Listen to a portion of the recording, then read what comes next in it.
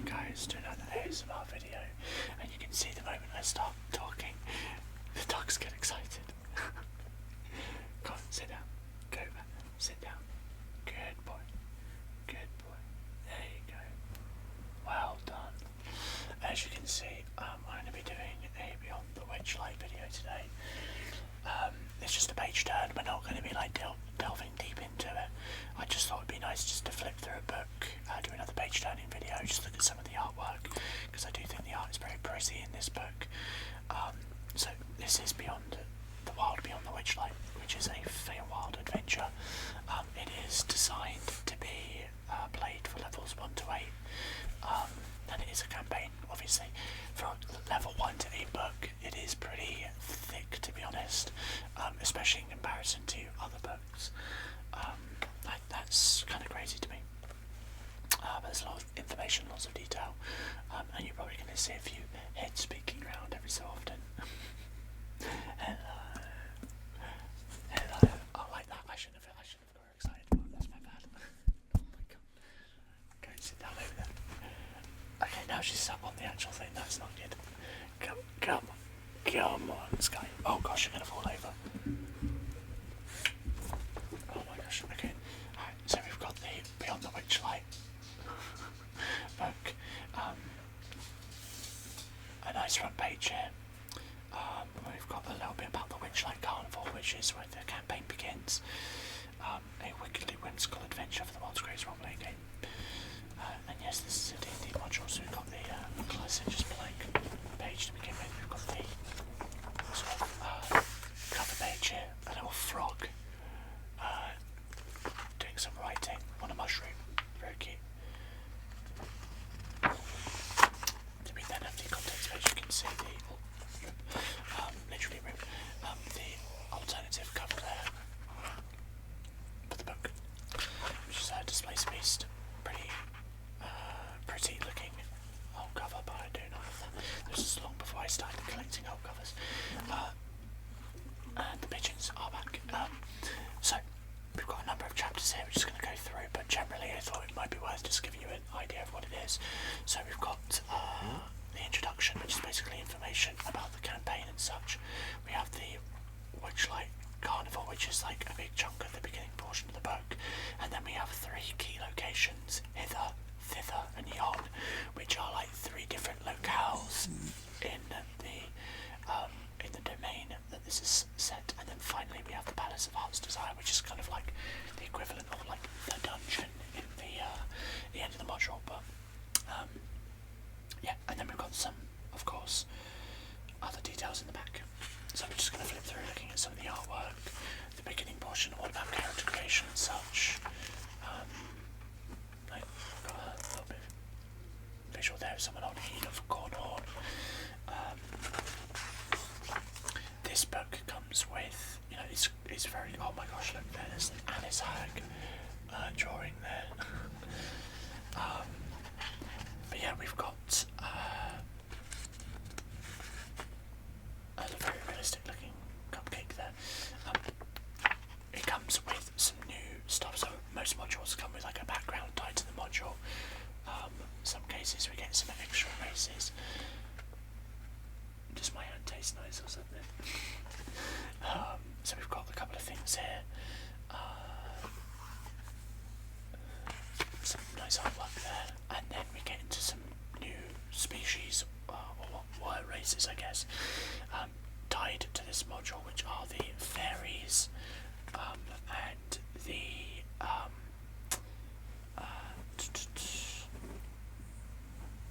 where is it? Theragon, yeah, there we go. 2 additional species to choose from, some new character traits and such, and then we have the beginning. So we have a bit of an art piece here of the Witchlight Carnival arriving in a town, which are led by horses with fairy wings, essentially. It's kind of their whole vibe. The whole premise of the adventure is that, no spoilers by the way, I guess, because we're looking through the adventure anyway. The whole premise of it is that either the players will have been given a contract to go and find what happened to a warlock's patron, or they will be attending the Witchlight Carnival to find out what's happened to stuff secrets or some like parts of their personality that have been taken, like maybe their ability to dream or a sibling or something like that, and they come to the carnival because they disappeared there long ago. So yeah, that's kind of part of this. And then beyond that, they'll end up at this carnival and head into the Prismere domain and use the image of the warlock whose patron has gone missing. And you can choose, as a GM, you can choose which of these you want. I love this little set piece here. Like that little bit of artwork. Very, very cute. Little cottage. And here's obviously a Fae patron. Got a pronunciation guide, which is good. I prefer these being at the beginning of the book, to be honest, so it's easy to reference. But there we go. I guess it's technically at the beginning, but not right at the beginning. I like its own spread. Then we begin with the actual first details on the Witchlight Carnival. So here's another spread of the Witchlight Carnival coming in with the fairy wings as they come to set up in the material plane, coming through the little portal there. We have some artwork of Mr. Witch, one of the two owners of the Witchlight Carnival, or owners of the Witchlight Carnival. And then we have Mr. Light, both are Shardakai, so they are Shadowfell elves who have replaced the current owners. Not in anything bad. The Shadowfell version of the carnival, the owners decided to do a bit of a parent trap and swap. So the Shadowcar are currently running the Witchlight Carnival and vice versa. Then we have a nice spread map of the Witchlight Carnival, which is nice and fun. Players can look at this map and go, hey, we would like to go there and check out that thing. And this whole portion, this whole adventure is kind of, it is sandbox-esque. There is a goal, there is something that you're achieving, there's a story, but technically the players can go where they want and do what they want. It's very similar to Strahd in that, but maybe a little bit more linear than Strahd, because in this module there are three little locations, 3 regions in the domain, and they will typically go from one to the other. But at least from the beginning they can come here, they can look and go and do different events, and it's meant to be fun. It's a very light-hearted adventure, but you can add an element of darkness in there if you want. Then we've got some art of a couple of people that are like minions of the Coven, who are currently in the carnival, keeping an eye on things and also like collecting things from, stealing things from guests.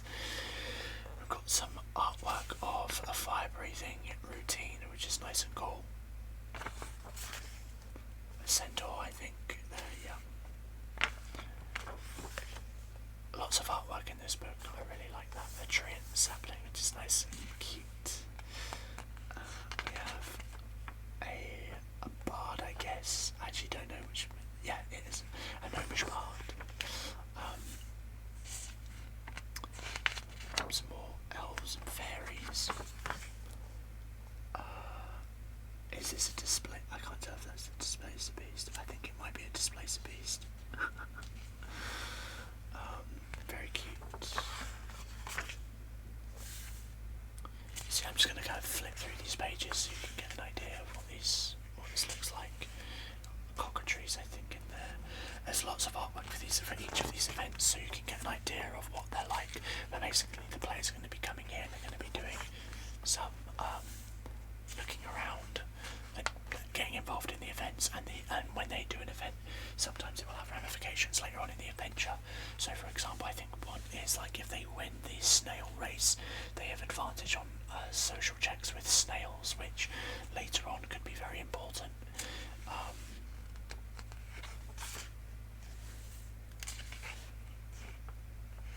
And then a little bit more weird. This looks a little bit ominous, but it's maybe not quite as bad as it seems.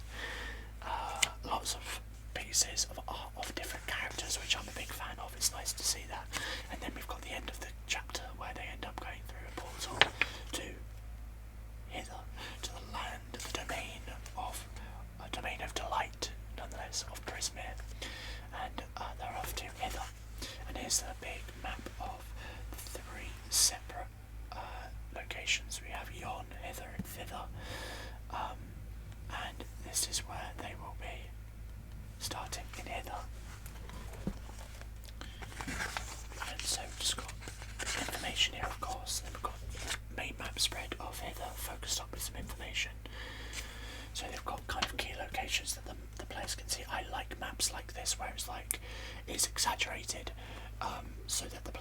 as players can go, oh my gosh, what is that place there? What is that little cottage? Can we go and look at it?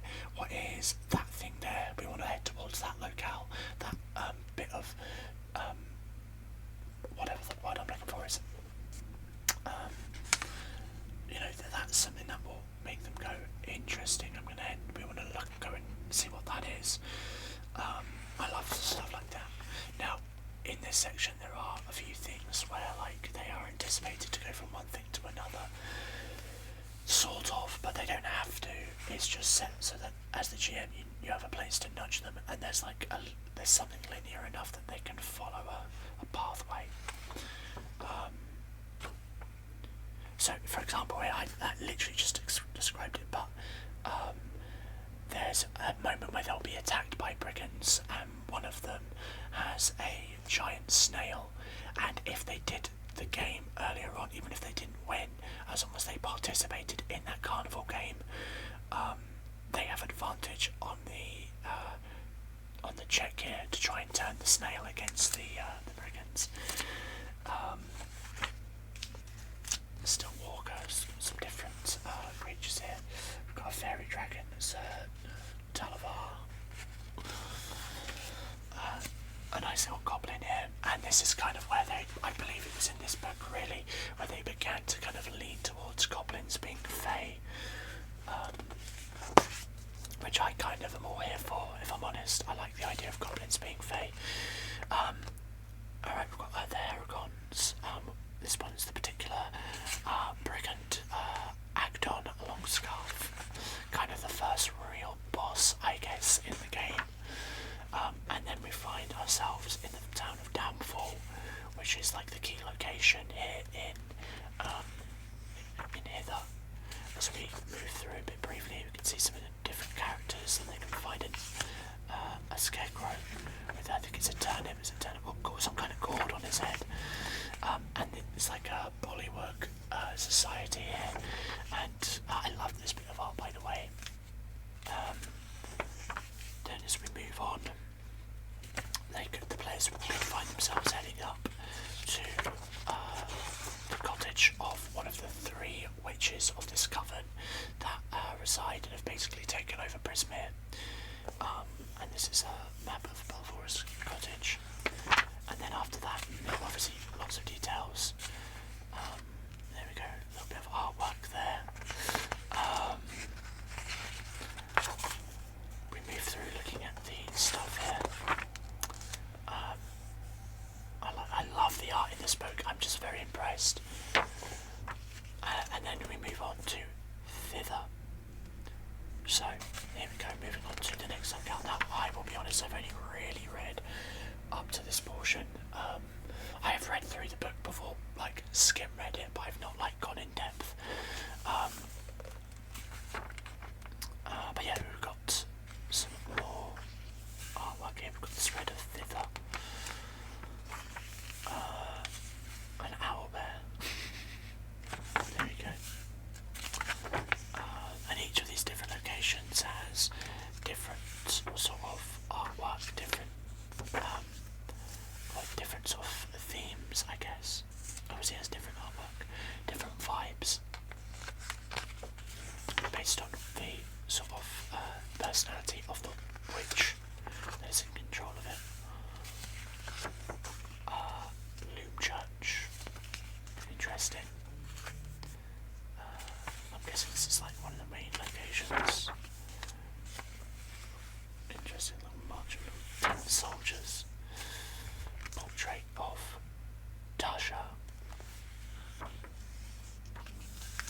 who you may know of, or may not. The dollhouse. Every time I keep saying it, but I do love the artwork. I guess, arachnophobia warning. There's a spider here, but it's a friendly spider. It's a giant storytelling spider called a yarn spinner. That's very on the nose, but it's fake. I'll move away from the page in case anyone really does not like spiders.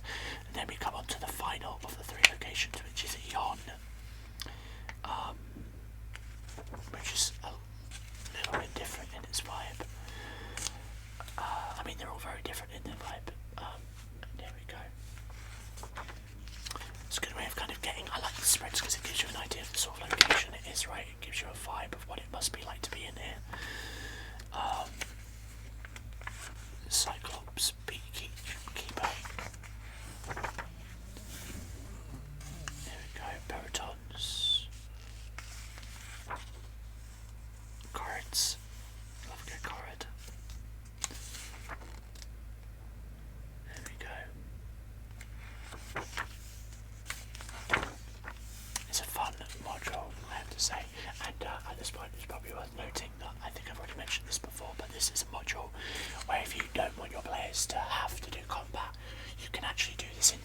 campaign without rolling initiative, or at least at the very least without getting into a fight.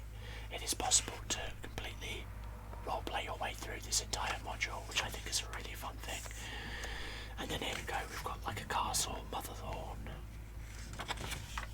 and then details of course on that. I imagine a bit of artwork on some of the rooms. Sorry guys, I had to cut that out because Teddy started barking. I suppose my game and dropped something in the box. Alright, so I can't remember what I was saying. I think I was saying that they're just flipping through to see if there's any artwork of the different spaces here. I love that. Look at that. This is stunning. They cook with this book. I wish there was more modules where there was optional combat, you know.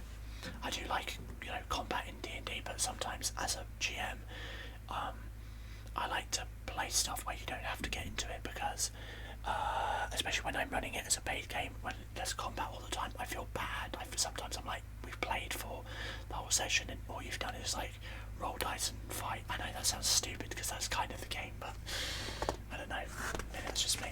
I like to give like a broad experience. That's creepy, a bunch of hanging dolls.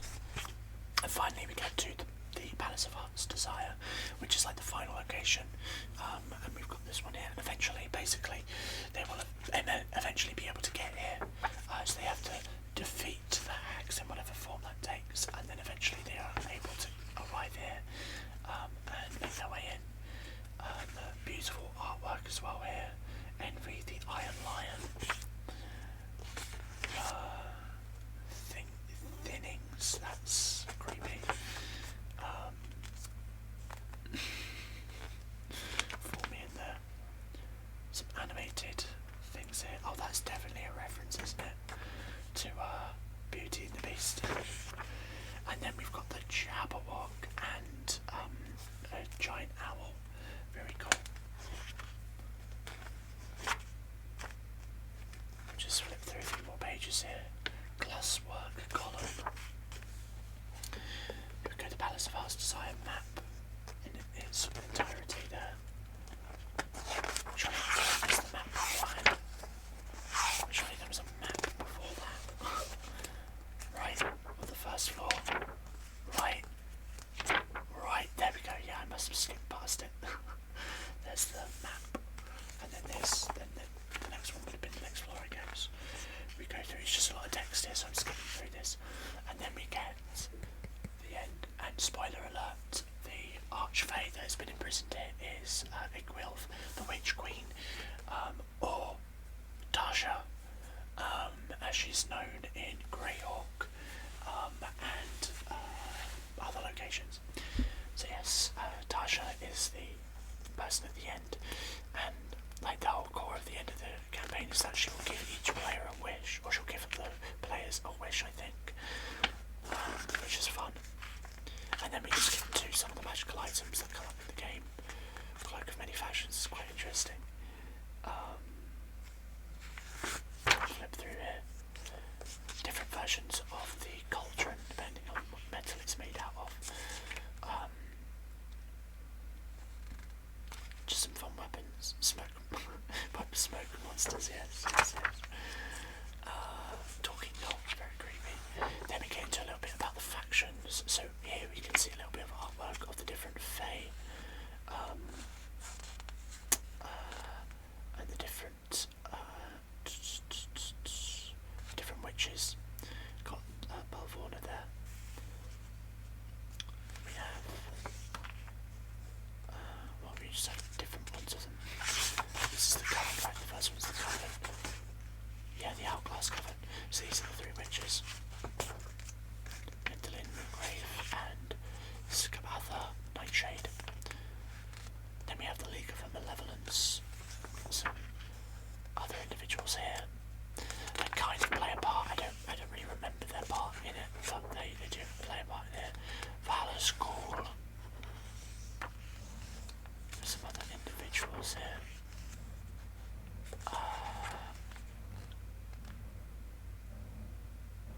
Then we have the creatures. So some of the additional creatures here that are added into the module. Some new bullywugs, of course.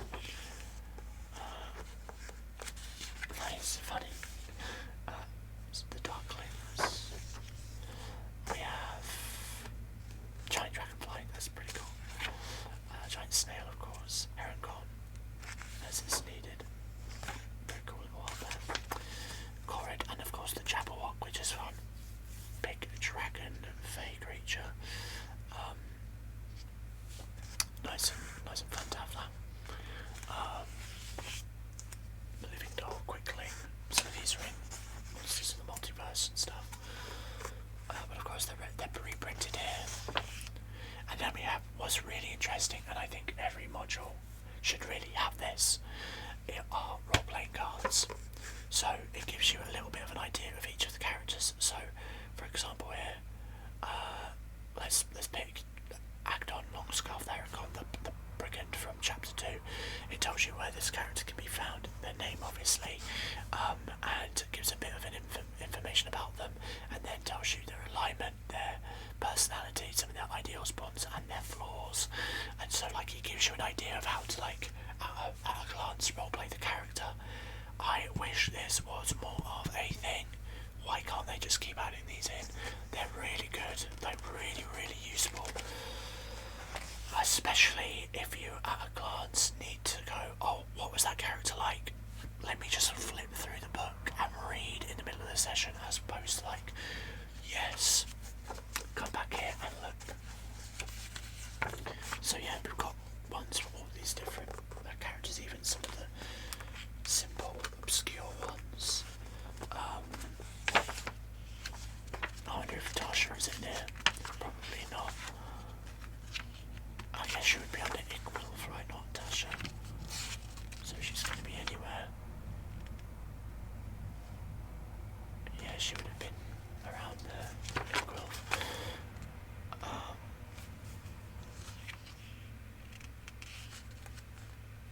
Yeah, I'm guessing. Trying to see maybe it only gives like some of the simple characters, because I can't see any of the witches in here unless I'm just not spotting them. Oh no, there's Iqwilf.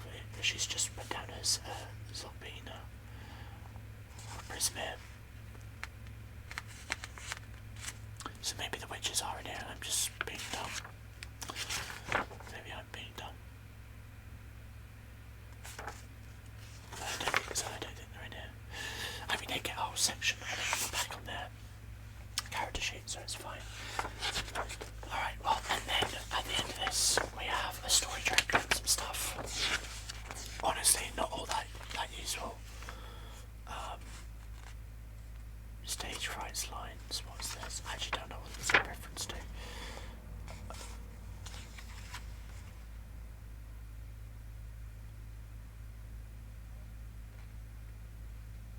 What is this? This must be something to do with the carnival, I don't know.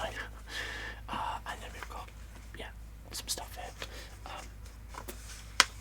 There we go. So I think they're looking for a unicorn horn to get into the castle at the end, if I recall correctly. That's what the unicorn horn here is about. But there's just a story track and some details, some stuff. If you really want to give it to your players, they can maybe make note of it if they want to, but it's really not that important. It's just something there. But yeah, there we go. That is the Beyond the Witchlight book. Just a passing glance through. Again, if you guys want me to read through and do a greater deep dive on any of these sort of modules, just let me know. I'm happy to do so. It takes a little bit more time, a bit more preparation, and obviously the compression rate of me using Streamlabs means that you guys, it looks like shit. I can't lie. It's not high quality. I am sorry for that. But if I up it anymore, it goes out of sync and it gets really bad. Which hopefully will change when I eventually get myself a better setup. But yeah, for the time being anyway, that's just how it is. But if you did enjoy the video, guys, make sure to drop a like, consider subscribing, press the bell icon, all that fun stuff. And I will see you in whatever video comes next. Have a good one, guys. Take care.